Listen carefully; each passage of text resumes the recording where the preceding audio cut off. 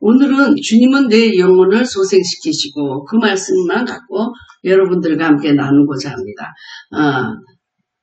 우리가 영혼, 몸이라고 하면 신약에서는 영혼, 몸 그렇게 우리가 세 구분으로 바꾸고 그렇게 생각하지만 대개 구약에서는 영혼, 내 영이 주를 찬양하며 내 영이 주를 찬양하며 라고 돼 있을 때 내 영이 주를 찬양한다 그럴 때 우리는 영이 그래서 혼은 없어지잖아요. 내 영이 주를 찬양하며 그러면 내 영이 주를 찬양한다고 생각하는데 이 구약에서는 내 영혼이 주를 찬양하며 그렇게 돼 있습니다. 내 영혼이 주를 찬양하며 그러니까 soul이라고 돼 있습니다. 그래서 구약에서는 내 영혼이다, soul이다 그러면 삶, 그 인생의 삶 전체를 얘기하는 것이었습니다. 그리고 신약에는 영, 혼, 몸 그렇게 셋으로 갈라져 있습니다. 근데 구약에서 영혼이, 내 영이 주를 찬양하며 그럴 적에는 그 영이 우리 스피릿만 얘기하는 것이 아니고 영혼, 몸 전부 우리 인생 전체를 얘기하는 것으로 표현되고 있습니다. 그래서 지금 우리가 푸른 초장으로 나를 인도하시고 푸른 초장에서 이제 누이시고 잔잔한 물가로 실만한 물가로 나를 인도하신도다 할 때 푸른 초장하고 물은 바로 우리가 먹을 수 있고 마실 수 있는 양식이잖아요. 그러니까 어떤 면에서는 우리 몸에 굉장히 필요한 것을 공급해 주시는 그런 것으로 볼 수 있는데 오늘은 내 영혼을 소생시키시는 분이시다 라는 말씀입니다. 내 영혼. 그러니까 내 영혼 그랬을 적에는 전체를 다 상징할 수 있는 것인데 특별히 이제 우리가 몸에다가 푸른 초장과 물가로 우리가 인도하셨으니까 이제는 아주 중심적인 영혼에 대한 문제를 오늘 다루려고 하는 것입니다. 우리는 인간이기 때문에 그 영혼이라는 것에 영혼, 스피릿도 있고 그리고 혼도 있죠. 근데 혼에 지정의가 있고 감정이 있기 때문에 굉장히 외부에 많이 우리가 흔들립니다.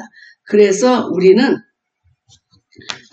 야곱을 한번 보게 되면 야곱은 그 요셉이 죽었다고 생각하는 순간부터 굉장히 절망적으로 지옥에서 살아왔습니다. 그러니까 그 야곱의 인생은 요셉이 살아있을 때하고 죽을 때하고 완전히 그 B씨와 AD로 갈라지게 되죠. 그래서 정말 사랑하는 아내도 그리고 아내도 이제 그 벤자민을 낳고 이제 죽었긴 하지만 요셉이 자기 옆에 있었기 때문에 그래도 야곱은 살아갈 힘이 있었습니다. 그런데 요셉이 죽었다라고 아들들이 얘기했을 때 그 다음부터 그는 완전히 지옥에 들어가서 아주 낙심하고 절망하고 인생에 어떤 소망이 없이 살아왔습니다. 그래서 이 요셉이라는 것, 우리 안에 있는 그 요셉이라는 가장 중요한 인물 때문에 우리는 죽고 사는 그런 경험을 하게 되는 것입니다. 그래서 우리 모두에게 요셉이 있어요. 어떤 사람은 이게 물질일 수 있고 어떤 사람은 아들일 수 있고 어떤 사람은 남편. 그러니까 그 요셉이라는 것이 우리에게 가장 결정적이고 치명적이고 아주 소중하고 그것을 놓쳐서는 안 되는 그런 어떤 요소가 누구에게나 다 있습니다. 그러니까 이번 주에 지난주인가요? 우리 교회 담임 목사님이 너에게 있어서는 요셉이 누구냐? 요셉이 무엇이냐? 명예냐? 아니면 뭐 재물이냐? 아니면 뭐 무슨 어머니냐? 부모님이냐? 뭐 학벌이냐? 이렇게 자기에게 사로잡고 있는 요셉이 있습니다. 그 요셉이 죽었다고 했을 때 야곱은 심히 낙심하여서 그 인생이 정말 너무너무 곤고하게 살아왔습니다. 그런데 여기 창세기 42장 27절을 보면 야곱은 요셉이 자기를 태우려고 보낸 수레를 보고서야 기운이 소생한지라 이스라엘이 이르되 조카도다 내 아들 요셉이 지금까지 살아있으니 내가 죽기 전에 그를 보리라 하니라. 그래서 정말 그 요셉이 나타나서 살아있다는 소식을 듣고 이 사람이 기운이 소생했다. 그런 말이 나옵니다. 그리고 다윗도 마찬가지죠. 영혼이 공고하고 또 죄를 짓고 하나님과의 관계가 단절되고 그랬을 적에 정말 영혼이 공고하고 그럴 때 주님이 자기를 소생시켜줬다는 아주 절박한 어떤 체험이 있기 때문에 이 지금 시편이 나온 것입니다. 그래서 우리는 지금 건강을 잃어버려서 절실하게 회복이 필요한 것이 있고 그리고 또한 재산을 잃어버려서 회복해야 되는 것도 있고 아들과 딸 때 문제 때문에 아주 절박하게 그리고 또 누가 암으로 집안에서 남편이 아들이 동생이 이렇게 암으로 그러고 있을 때 또 우리가 절박하게 그런 것에 대한 낙심을 할 때가 있습니다. 그래서 소생이라는 말은 우리가 내 영혼을 소생시킨다. 그럴 때 소생은 리바이브인데요. 살리다. 회복, 다시 활력을 얻다. 다시 잃어버린 것을 찾다. 또한 고치시고 상처를 싸매시고 치유하시는 모든 것을 다 포함하는데 이것이 결국에는 구원이라는 것입니다. 내 영혼을 소생시키시고 하는 것은 여러 가지 면에서 잃어버렸던 요셉 거기로부터 나를 다시 소생시킨다고 하는 것입니다. 그럼 여러분에게 있어서 지금 소생하고 싶은 것이 무엇입니까? 건강입니까? 아니면 자녀의 문제입니까? 그리고 관계의 문제입니까? 아니면 목회의 문제입니까? 여러 가지로 우리들에게 지금 그런 것이 있습니다. 갑자기 건강하게 잘 지내던 자기 큰딸이 귀신에 들렸다든지 아니면 아내가 귀신에 들렸다든지 이런 것도 아주 절박한 문제고 그리고 아들과 딸이 서로 보지 않고 산다는 거 형제간의 갈등과 이런 것들 때문에 그리고 아들이 정말 사업에 망해가지고 정말 너무 거지 같은 인생이 됐다라든지 이런 모든 문제들이 우리에게 지금 다가오고 있는 문제입니다. 그래서 제가 여태까지 인생의 문제를 상담해 오면서 느끼는 거가 이거는 정말 드라마보다도 더 드라마 같은 그런 절박한 문제들이 너무나 많다는 것입니다. 사기를 당하기도 하고, 그리고 이거는 희귀병이라 고칠 수가 없다라는 절망적인 그 병원에 또 진단을 받기도 하고, 여러 가지로 우리는 우리 예수님이 길이요, 진리요, 생명인데 길이 없다라고 하는 것을 우리가 만나게 될 때 정말 절박하게 우리가 낙심하고 절망하고 두려워 공포 속에 빠지게 되는 것입니다. 그래서 우리는 주님이 어디서부터 우리를 소생하게 하시는가라고 하는 것을 오늘 우리가 공부를 하게 됐는데요. 여러분들 제가 이 노트를 미리 나눠줬잖아요. 그거를 여러분이 카피를 하셨으면 여기 한번 보게 되면 주님은 우리를 소생시켜 주시는 분인데 어디서부터 어떻게 소생시켜 주는가 하는 것을 우리가 한번 이 성경을 읽으면서 한번 생각해 보도록 하겠습니다. 여기에는 지금 제가 한 4-5개 분이 못 올려놨습니다. 왜냐하면 굉장히 제가 많이 나눠드렸죠. 이 말씀. 이 말씀에 여러분이 지금 힘을 얻으셔야 되는 것입니다. 말씀 안에 주님이 직접 말씀하시고 있는 것입니다. 그래서 우리가 이것을 한번 다 같이 주님은 내 영혼을 소생시키시는 분이다의 이 성경 구절을 좀 다 같이 읽어보도록 하겠습니다. 우리 창세기 42장 27절 28절은 우리가 좀 읽었으니까요. 시편 80장 18절 19절을 함께 읽어보시죠. 그리하시면 우리가 주에게서 물러가지 아니하오리니 우리를 소생하게 하소서. 우리가 주의 이름을 부르리이다. 만군의 하나님 여호와여 우리를 돌이켜 주시고 주의 얼굴의 광채를 우리에게 비추소서. 우리가 구원을 얻으리이다. 그러니까 지금 구원이 없기 때문에 소생이 안 되는 거죠. 우리가 구원을 얻고 싶다는 것이죠. 그리고 내 영혼이 진토에 붙어 싸우니 주의 말씀대로 나를 살아나게 하소서. 주의 말씀대로 나를 살아나게 하소서.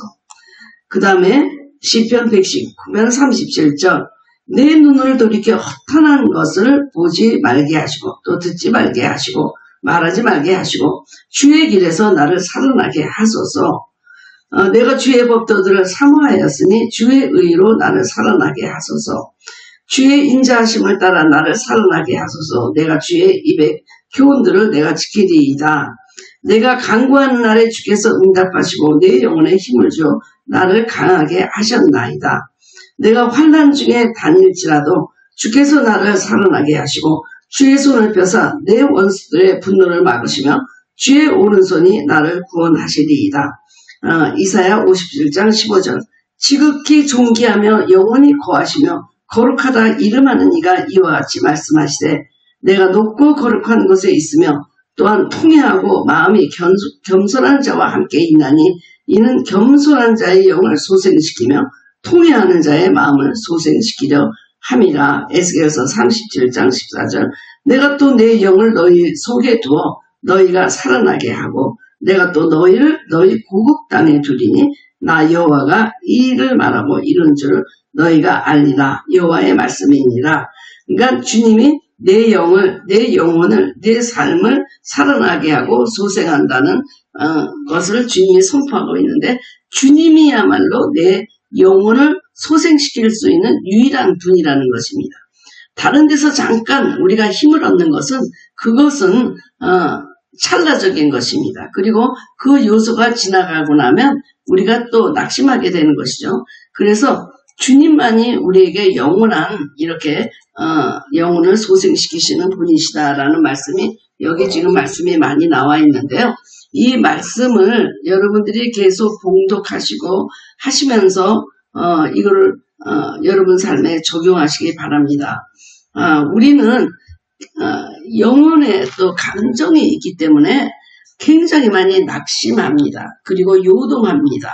그래서 욥이, 우리가 그 욥에 나오는 메노아라는 말은요, 욥은 그것을 평정이다, 그렇게 얘기를 했습니다. 평정.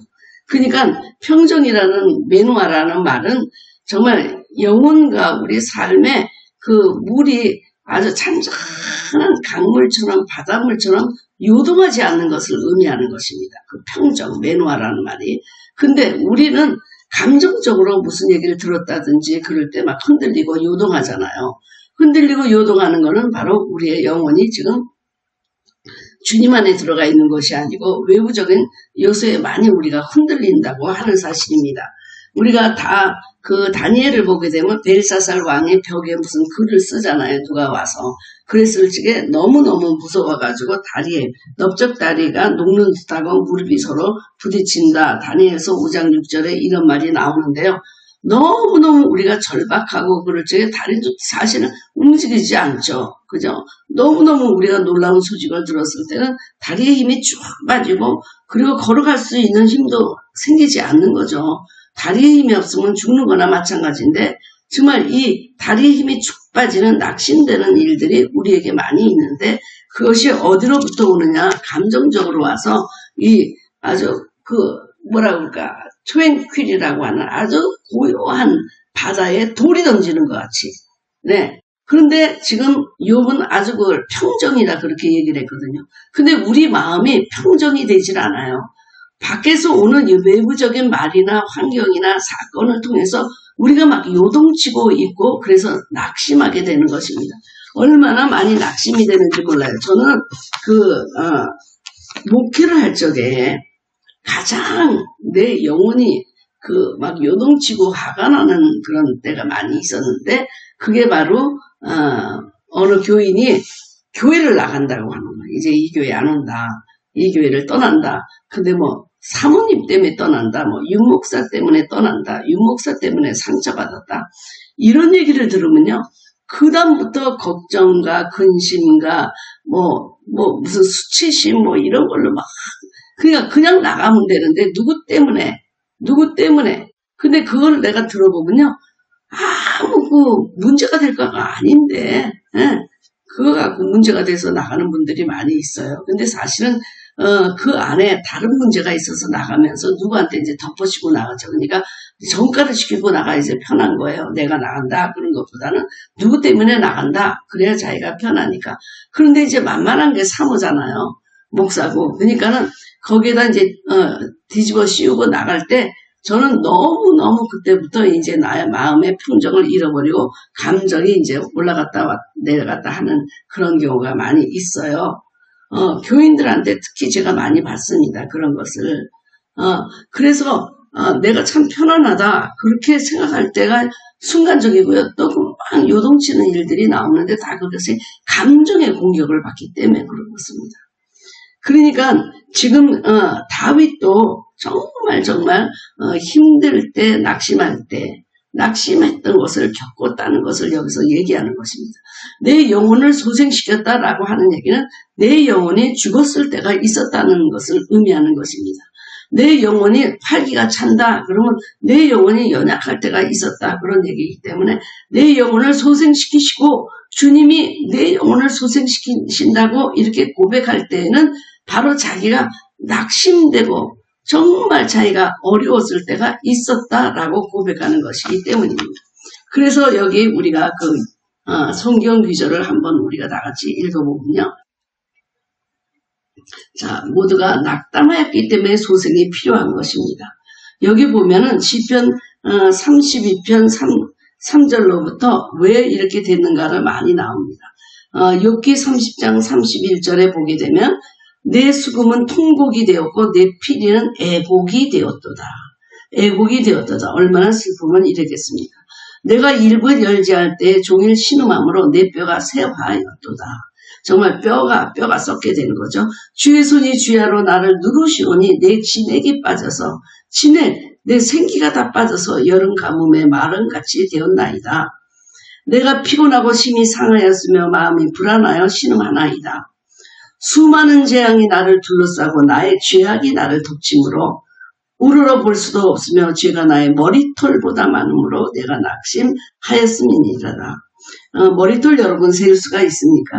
그러니까 그만큼 죄가 많다는 것이고 그리고 재앙과 죄악이 자기를 덮치고 있기 때문에 심히 낙심됐다고 시편 기자는 고백하고 있습니다. 그리고 또한 시편 55편에는 내 마음이 내 속에서 심히 아파하며 사망의 위험이 내게 이르렀도다.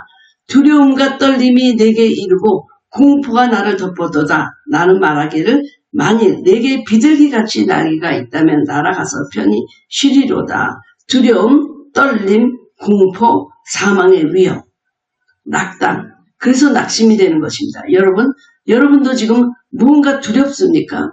네, 여러분의 자녀들도 뭐가 미래에 대해서 두려워하고 있습니까? 떨림이 있습니까? 공포가 있습니까? 사망의 위험이 여러분에게 있습니까? 그렇다면 내가 지금 비둘기같이 날개가 있어서 어디 가서 날아가서 편히 이런 것이 없는 데서 쉬면 좋겠다. 이렇게 고백을 하고 있는 것입니다. 시편 79편에는 우리 조상들의 죄악을 기약하지 마시고 주의 긍휼로 우리를 속히 영접하소서. 우리가 매우 가련하게 되었나이다. 아주 가련하게 된 때도 있어요. 네, 길이 없다. 그럴 때 참 절망하는 거죠. 길이 없다. 저희 언니가 암에 걸렸을 때 만나는 의사들마다 You are terminal. There is no way to. 네, cure. 그러니까 치료할 방법이 없다. 그래서 이제 2차 소견을 들으러 갔는데 그분도 You are terminal. 너는 이제 끝났다. 그런 얘기를 듣고 그 의사가 한다는 얘기가 멜라노마라는 이 흑색종 피부 암 가지고 병원에서 나와서 퇴원했다는 기록이 병원에 없다는 거예요. 세계 병원에서 멜라노마라는 이 병으로 치유하고 살아서 나간 사람이 없다. 그 얘기를 하니까 우리 언니가 얼마나 절망이 되겠어요. There is no way. 그러니까 치료받을 방법이 없다. 너는 You are terminal. 너는 이제 죽었다. 끝났다. 이랬을 때 절망하는 그 마음을 제가 많이 임파테이션 받고 저도 함께 그때 아주 우울했던 때가 있었습니다. 그래서 우리가 보면은 두려움과 떨림, 사망의 위험, 공포, 그리고 갑자기 집이 도산했다, 망했다. 이럴 때도 정말 우리는 낙담이 되는 것입니다. 여호와여 내가 깊은 곳에서 부르짖었나이다. 주여 내 소리를 들으시며 나의 부르짖는 소리에 귀를 기울이소서. 얼마나 절망했으면 깊은 곳에서 깊은 영혼 속에서 내 속 깊은 곳에서 주께 부르짖나이다 이렇게 말했겠습니까? 그래서 우리 모두는 지금 내 마음이 평정돼서 매노아를 누리는 것이 아니고 누가 한번 돌을 탁 던지면 그때부터 막 영혼이 내가 요동치기 시작하면서 낙담하고 절망하고 소망을 잃고 죽을 것 같다, 슬프다, 뭐 이러면서 낙담하는 영혼들이 너무나 많습니다. 특히 내가 생각했던 요셉과 같은 존재가 나에게서 떠나갔을 때, 뭐 갑자기 사랑하던 사람이 이별을 하자고 한다든지, 아니면 뭐 이혼을 했다든지, 사랑하는 자녀가 죽었다든지, 아니면 시어머님이 뭐 어떻게 됐다든지, 뭐 자기네 남편이 재산을 다 잃었다든지, 이제 거지가 될 것이다. 알거지가 될 것이다. 여태까지 쌓아놨던 모든 것이 한순간에 없어진다. 그럴 때 우리는 절망하게 되는 것입니다. 여러분은 나는 그렇지 않다라고 생각할지 모르지만 모두 돌 하나, 작은 돌 하나 여러분에게 던져지면 여러분은 금방 평정을 잃고 매너화를 잃고 그리고 영혼이 이제 낙담하고 절망하여 주여 어찌하오리까 어찌하오리까 해서 어떤 말씀도 어떤 것도 위로가 안 될 때가 너무나 많이 있습니다. 그렇다면 그럼 낙심한 채로 그대로 있느냐? 아닙니다. 주님이 the way, 주님이 길이십니다. 그래서 주님이 말씀하시기를 그런 방법이 있다. 너희가 낙심을 해결할 방법이 있다. 어떻게? 나에게 오라. 나에게 돌아오라. 나에게 오면 너는 낙심되는 이 모든 것을 해결할 방법이 있다 하시면서 주님이 우리에게 나에게 오라고 말씀하십니다. 그렇다면 어떻게 우리가 주님께 앞에서 소생이 됩니까? 단 한 가지 방법이에요. 오라. 오라. 내가 양식이요. 내가 물이요. 내가 부여요. 내가 생명이요. 나에게 오라. 오면 너는 다시 소생하게 될 것이다. 소생은 바로 구원을 의미하는 것이고 구원은 전체적으로 소생하는 것을 의미하기 때문에 주님이 우리를 초청하고 계십니다. 오라 이렇게 말씀하고 계시는데 이 성경 기절도 참 성경에 오라는 말씀들을 많더라고요. 우리가 한번 같이 읽어보겠습니다. 우리가 성경을 읽을 때 여러분이 같이 읽으시면 여러분도 그 말씀이 살아서 여러분 가운데 지금 여러분의 심령을 두드리게 될 것입니다. 여호와께서 말씀하시되 오라 우리가 서로 변론하자. 너희의 죄가 주홍 같을지라도 눈과 같이 희어질 것이요 진흥같이 붉을지라도 양털같이 희게 되리라. 내가 내 허물을 빽빽한 구름같이 내 죄를 안개같이 없이 하였으니 너는 내게로 돌아오라. 내가 너를 구속하였습니다. 내가 너를 돈 주고 샀음이니라. 오라 너희 모든 목마른 자들아 물로 나아라. 돈 없는 자도 오라. 너희는 와서 사먹되 돈 없이 값 없이 와서 포도주와 젖을 사라. 목마른 자 물 마시고 포도주와 젖을 먹게 될 때 소생한다는 것입니다. 악인은 그의 길을 불의한 자는 그의 생활을 버리고 여호와께로 돌아오라. 이제 죄악된 길을 버리고 여호와께 돌아오라. 그리하면 그가 긍휼히 여기시리라. 우리 하나님께로 돌아오라. 그가 너그럽게 용서하시리라. 용서하고 나면 우리 영혼이 또 소생하게 되는 것입니다. 주님의 의는 바로 죄사함이기 때문에 주님의 의 때문에 우리가 용서함 받는 것이기 때문에 우리 영혼 죽었던 영혼이 살아나고 소망을 갖게 됩니다. 그들이 그 얼굴을 시온으로 향하여 그 길을 물으며 말하기를 너희는 오라. 잊을 수 없는 영원한 언약으로 여호와 연합하라 하리라. 이런 말씀이 있습니다. 그 외에도 여러분 우리가 거기다 올라가지 못한 말씀 중에 이런 말씀이 있죠. 오라 우리가 여호와께로 돌아가자. 여호와께서 우리를 찢으셨으나 도로 낫게 하실 것이요 우리를 치셨으나 싸매어 주실 것입니다. 여호와께서 이틀 후에 우리를 살리시며 셋째 날에 우리를 일으키시리니 우리가 그의 앞에서 살리라. 그러므로 우리가 여호와를 힘써 알자. 여호와를 알자. 그의 나타나시면 새벽빛같이 어김없나니 비와 같이 땅을 적시는 늦은 비와 같이 우리에게 임하십니다. 하리라. 네, 돌아오라. 수고하고 무거운 짐진 자들아 다 내게 오라. 내가 너희를 쉬게 하리라. 명절 끝난 큰 날에 예수께서 서서 외쳐 이르시되 누구든지 목마르거든 내게서 와서 마시라.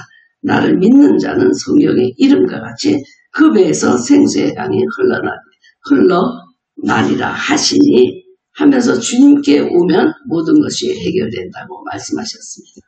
그러니까 우리의 방법은 영혼이 소생되고 우리의 생활이 회복되고 치유되고 모든 것은 단 한 가지 방법. 그에게로 돌아가는 길입니다. 여호와께로 돌아가자.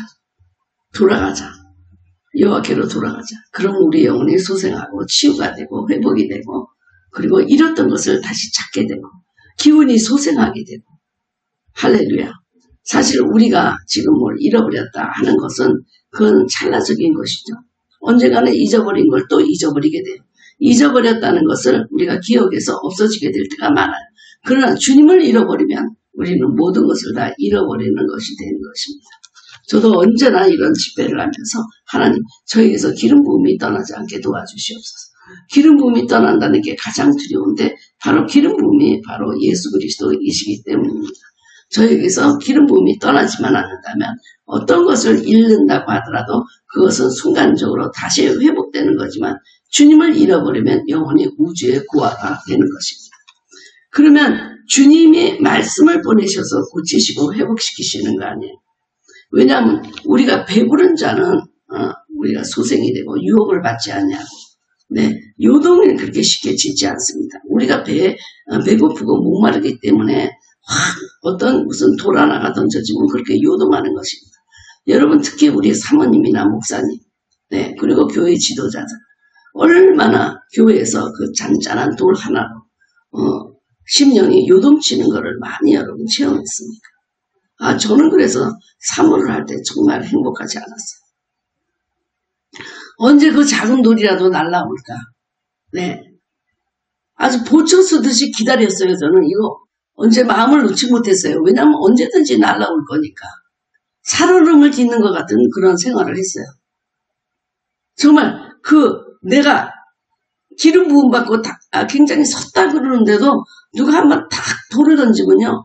거기에 그냥 휘청하고 쓰러지게 돼서 야 내가 이렇게 믿음이 없고 내가 이렇게 약한 존재인가 그런 걸 많이 느끼고 상처를 많이 받았습니다. 정말 상처를 많이 받았어요. 그리고 지금 지나가가지고 나한테 상처 준 사람들이 돌아다녀봐도 윤남무 목사님 같은 목사 없고 윤남무 목사님 같은 사모 없으니까 그때 우리 교인들한테 그런 얘기 와서 했다는 거예요. 너희들 딴 데 갈 생각 말고 거기서 쭉 있으라고. 돌아다녀 봤더니 윤 목사 같은 분이 없었다. 그런 얘기를 하는데 그러나 떠날 때 그렇게 떠났으니까 얼마나 상처를 줍니까? 저는 저 딴에는 열심히 살아가며 그들을 위해서 먹이고 그렇게 하는 주의 일을 했는데 거기다 대고 그냥 작은 돌, 큰 돌, 중간 돌 막 던지고 가고 그 다음에 미안하다 돌 던져서 내가 죽었는지 살았는지도 모르고 돌아다녀 보니까 그분만한 사람 없다 이렇게 얘기를 하면 그 상처는 누가 치유해 줍니까? 다 지금 받고 쓰러져가지고 넘어졌다가 간신히 일어났는데 일어날 때마다 또 돌을 던져 표적이 저니까 동네 쓰레기통이잖아요. 사모는 동네 쓰레기통이야. 네, 목사도 아니고 평신도 아니고 중간 사이 존재가 그냥 돌을 던지면 맞아야 되는 거예요. 말도 못해요. 네, 말하면은 목사가 무슨 싸우려고 한다든지 그리고 목사 그냥 가슴에 딱 물을 받고 떠난 사람 와서 한 마리 양이 중요하지 않냐. 네? 99마리를 두고 가서라도 찾아봐야 되지 않냐. 무릎 꿇고 가서라도 빌고 데리고 와라. 우리는 데리고 오지 않았어요. 양도 있고 염소도 있는 건데. 네. 자기가 양에 가다가 길을 잃어버렸으면 우리가 찾아주는 거지만 염소가 돼서 목사를 뿔을 받고 제 발로 당당히 걸어가서 갔는데 왜 그를 찾아와요. 네. 그렇게 하다 보니까 버릇이 그렇게 들어서 무슨 일이 있으면 한 교인이 중요하니까 여러분 한 양이 중요한 거지 교인이 중요한 거 아니에요. 양은 잃어버릴 수도 있어요. 네. 그러나 교인은 잃어버려야 돼. 그런 교회는 나가라고 해야 돼요. 네. 자꾸 우리는 한 양을 잃어버린 거를 교인에 비교하기 때문에 가서 비겁하게 자꾸 목사님들이 무릎 꿇고 데리고 오잖아요.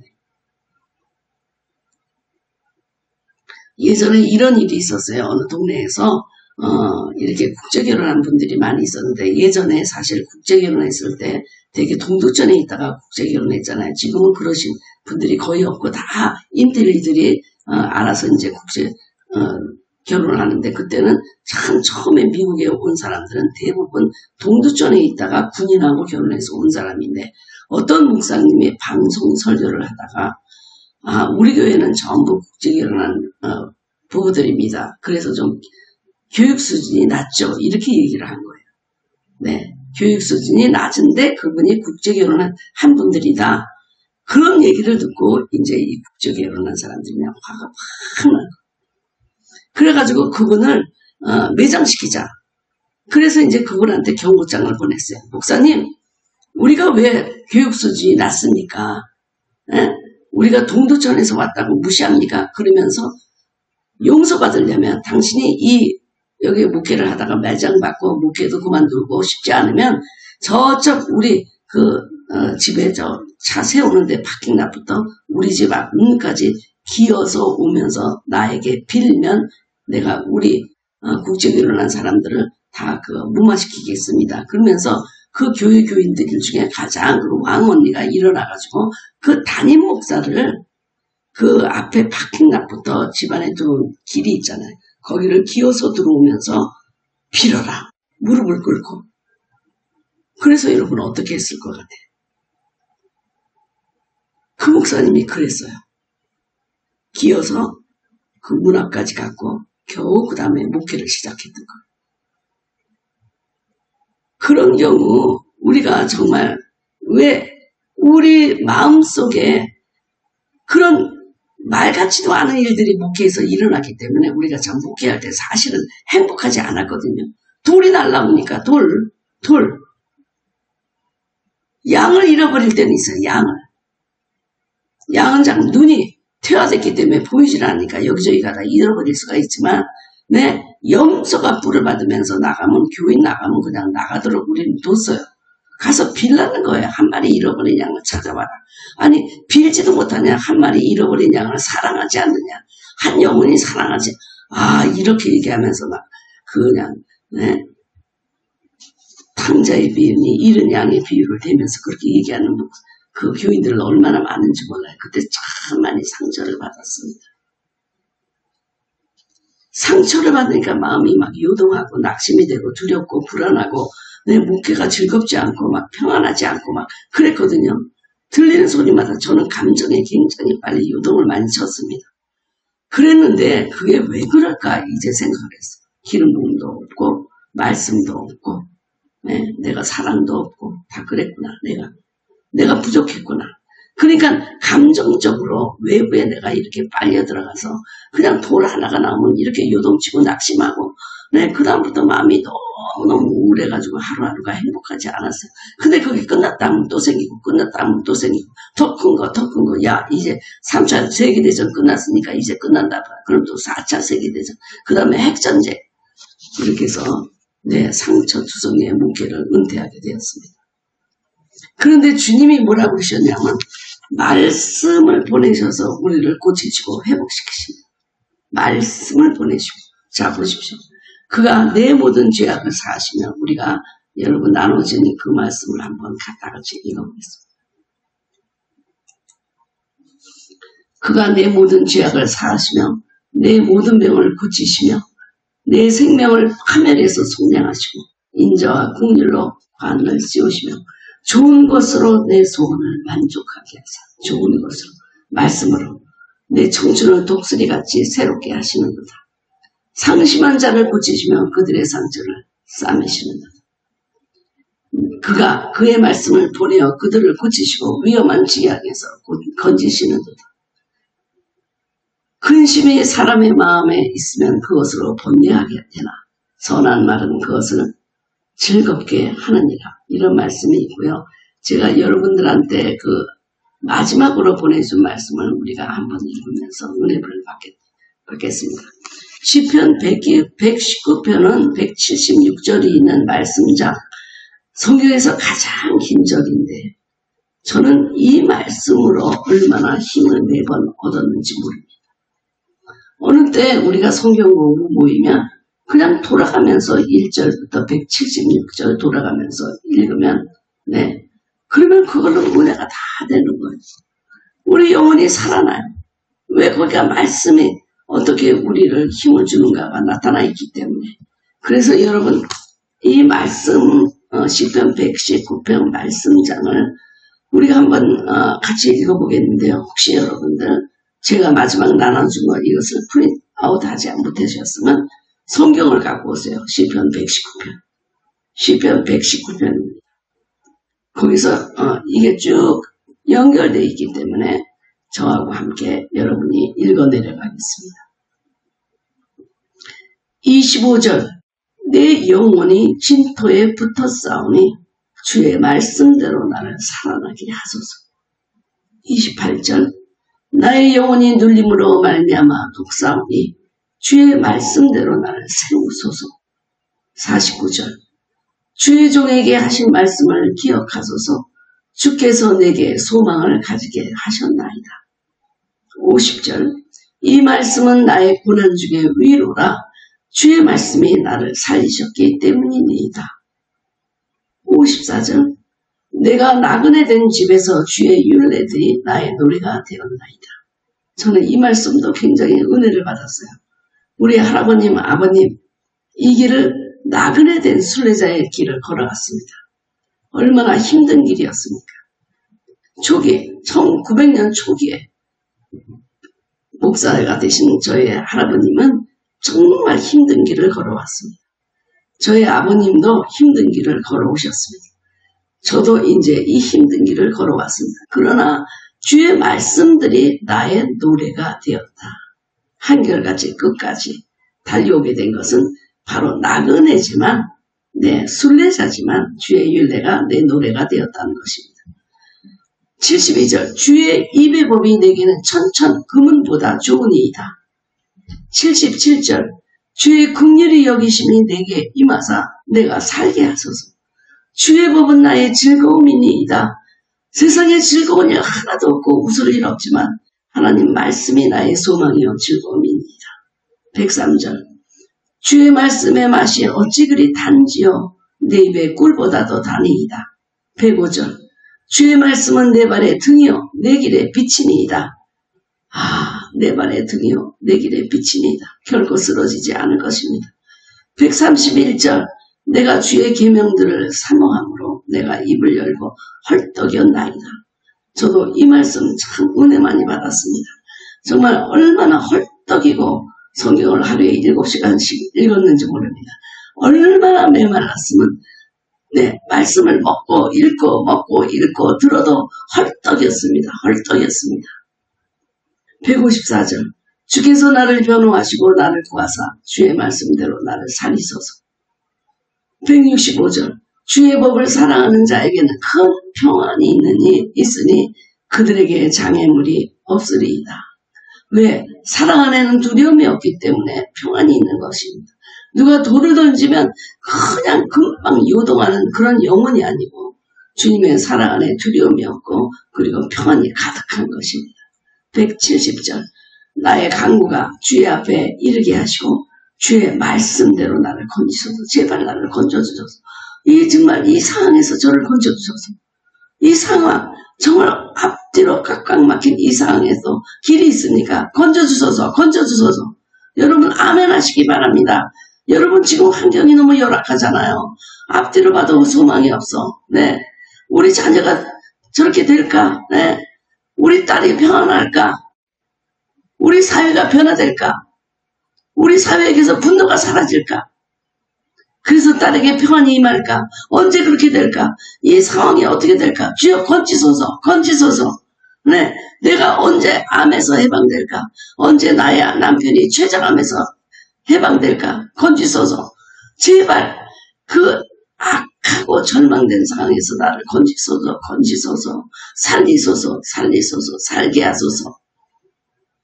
주님의 말씀이 나의 노래가 되고 내 입에 꿀보다 더 달고 내 발의 등이요 내 길의 빛이라 장애물이 없게 도와주시고 제발 제가 헐떡거리면 주님 말씀 가운데나 내 안에 메마른 심령의 말씀으로 가득 차게 도와주시옵소서.